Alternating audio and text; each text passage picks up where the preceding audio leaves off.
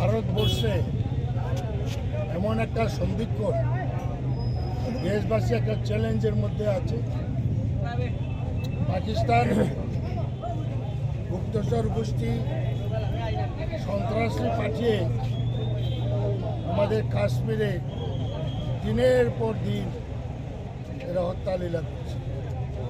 এবার যে পেহেলগাঁওতে পর্যটক নিরীহ মানুষের উপরে যে হত্যালীলা করেছে তারই প্রতিবাদে, এবং দেশে দ্রব্যমূল্য হু করে বাড়ছে এটারও প্রতিবাদ আছে, এবং সংবিধান বাঁচাও দেশ বাঁচাও এই সামনে রেখে আমরা কৈলাসহরে জেলা কংগ্রেস যুব কংগ্রেস থেকে আমরা একটা বিক্ষোভ মিছিল করেছি।